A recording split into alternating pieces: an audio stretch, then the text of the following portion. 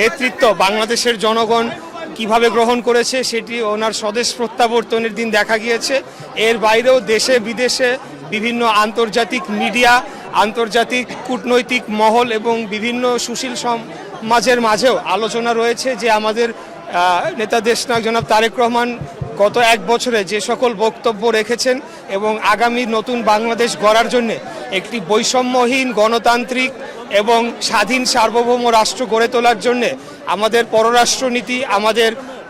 শিক্ষা ব্যবস্থা, আমাদের স্বাস্থ্য ব্যবস্থা, আমাদের পরিবেশগত যে বিপর্যয় হচ্ছে, ক্লাইমেট যে বিশ্বজুড়ে যে একটা সমস্যা তৈরি হয়েছে সেটিকে আমরা কিভাবে মোকাবেলা করব, অর্থাৎ একটি রাষ্ট্র হিসেবে দৈনন্দিন আমাদের যে সকল সমস্যা রয়েছে নাগরিক হিসেবে সেগুলোকে অ্যাড্রেস করার জন্য যেমন আমাদের পরিকল্পনা রয়েছে, এর পাশাপাশি দীর্ঘমেয়াদে বাংলাদেশকে একটি স্বাধীন সার্বভৌম এবং এক কথায় যদি আমরা বলি ইন্ডিপেন্ডেন্ট, আপনারা জানেন ভৌগোলিক অবস্থার কারণে আমরা একটি নাজুক অবস্থায় রয়েছি। এখানে নানাবিধ বা মানে এই উপমহাদেশীয় এবং আন্তর্জাতিক যে পরাশক্তিগুলো রয়েছে তাদের একটা বিশেষ ইন্টারেস্টের কারণ হয়ে দাঁড়িয়েছে। এর মধ্যেও বাংলাদেশকে কিভাবে আমরা ইন্ডিপেন্ডেন্ট রেখে আমরা যে একটা স্বাধীন ভূখণ্ড পেয়েছি, স্বাধীন রাষ্ট্র, স্বাধীন পতাকা, স্বাধীন সংবিধান 1971 সালে মহান মুক্তিযুদ্ধের মাধ্যমে পেয়েছি, সেটিকে সংরক্ষিত করেই কিভাবে একটি শক্তিশালী রাষ্ট্র হিসেবে গড়ে তোলা যায় সেই পরিকল্পনাগুলো কিন্তু উনি বারবার দেশের সামনে তুলে ধরেছেন। উনি তুলে ধরেছেন কিভাবে বাংলাদেশে বেকারত্ব দূর করবেন, উনি তুলে ধরেছেন কিভাবে আইটি এবং প্রযুক্তিগত উন্নয়ন সাধন ঘটিয়ে এবং আমাদের বিদেশে যে সকল ভাইয়েরা শ্রমিকেরা কাজ করতে যান তাদের বিশেষভাবে প্রশিক্ষণ দিয়ে আরও উন্নত মানের লেবার হিসেবে গড়ে তুলে কিভাবে সেটাকে আরও আমরা এক্সপোর্ট খাত থেকে আমাদের যে রেভিনিউ আসে সেটিকে বাড়ানো যায় সেই বিষয়ে উনি বিস্তারিত বারবার জাতির সামনে তুলে ধরেছেন। উনি তুলে ধরেছেন যে আমাদের বর্ডারে যে সকল সমস্যাগুলো হচ্ছে, আমাদের বর্ডার কিলিং থেকে শুরু করে ট্রান্সন্যাশনাল ক্রাইম এবং আমাদের অভ্যন্তরীণ রাজনীতিতে বহির শত্রু বা বহির রাষ্ট্রের যে কোনো ধরনের হস্তক্ষেপ সেগুলোকে রোধ করার জন্য কিভাবে একটি শক্তিশালী গণতান্ত্রিক কাঠামো গড়ে তোলা যায় এবং একটি পার্লামেন্টের উপর ভিত্তি করে বাংলাদেশকে গড়ে তুলবেন সেই সকল সমস্যার সমাধানগুলো উনি দিয়েছেন। আজকে এই এত কথাগুলো আমরা এখানে শ্রদ্ধা জানাতে এসেছি বাংলাদেশ জাতীয়তাবাদী মুক্তিযোদ্ধা দল এবং বাংলাদেশ জাতীয়তাবাদী মুক্তিযুদ্ধের প্রজন্ম।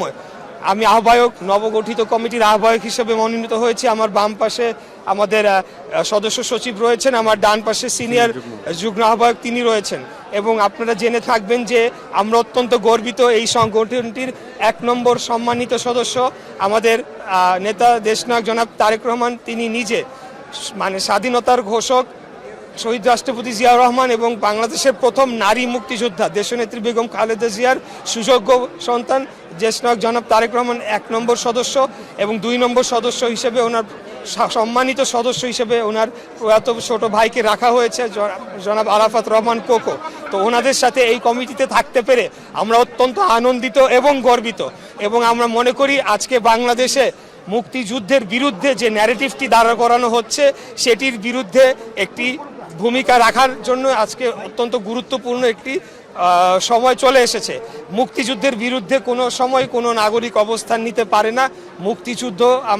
আমাদের পরিচয় দিয়েছে, যেটি ইতিপূর্বে বলেছি, আমাদেরকে স্বাধীন ভূখণ্ড দিয়েছে। অতএব মুক্তিযুদ্ধের বিরুদ্ধে অবস্থান করে, দেশের বিরুদ্ধে অবস্থান করে যারাই সেটি করবে সেটা অন্য যে দেশের পক্ষেই যাক না কেন, আমাদের যে স্লোগানটি রয়েছে সবার আগে বাংলাদেশ, দিল্লি নয়, পিন্ডি নয়, নয় অন্য কোনো দেশ, সবার আগে বাংলাদেশ, অর্থাৎ এই স্লোগানটির মাধ্যমে খুব স্পষ্ট হয়ে যায় আমাদের বার্তাটা কি। আমরা বাংলাদেশের পক্ষের সকল যে রাজনৈতিক শক্তি রয়েছে, গণঅভ্যুত্থানের পরবর্তী সময় সকল যে রাজনৈতিক দল রয়েছে, আমরা চাই সকলে আমাদের পূর্বের ভেদাভেদ ভুলে গিয়ে আগামীতে সকলে মিলে বাংলাদেশকে একটি গণতান্ত্রিক রাষ্ট্র হিসেবে গড়ে তুলব এবং আমরা এভাবে আমাদের গণতান্ত্রিক আমি মনে করি যে ইতিমধ্যে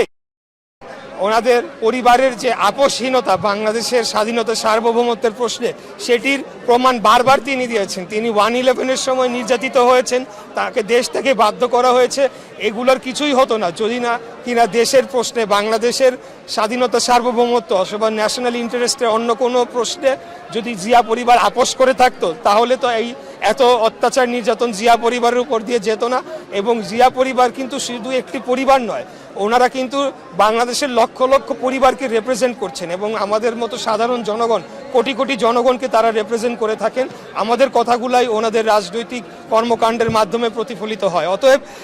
এই পরিবারের উপরে আক্রমণ মানে বাংলাদেশের স্বাধীনতা সার্বভৌমত্বে বিশ্বাসকারী যে সকল জনগণ রয়েছেন এবং আমাদের নেত্রীর যে দীর্ঘ লড়াই, এই যে এই বয়সে ওনাকে জেলে কারাবরণ করতে যাওয়া, আমি নিজে কারাবরণ করেছি, আমি জানি সেই জীবনটা কত কষ্টের হয়। এবং সেই জায়গাতে উনি মানে এই বয়সে এই শারীরিক অসুস্থতা নিয়েও যে কারাবরণ করেছেন, কিন্তু তারপরেও একটিবারের জন্য বাংলাদেশের প্রশ্নে আপোষ করেন নাই। এবং আমাদের নেতার ক্ষেত্রেও তাই, উনি একটিবারের জন্য, একটি সেকেন্ডের জন্য কখনো তিনি বাংলাদেশের প্রশ্নে আপোষ করেন নাই, যার কারণেই ওনারকে শারীরিকভাবে আহত করা থেকে শুরু করে এই ধরনের নির্যাতন ওনার পরিবারের উপর নেমে এসেছে। তো আমি মনে করি শতভাগ উনি সফল হবেন, জনগণের প্রত্যাশা রক্ষা করতে। এইটুকু, থ্যাংক ইউ।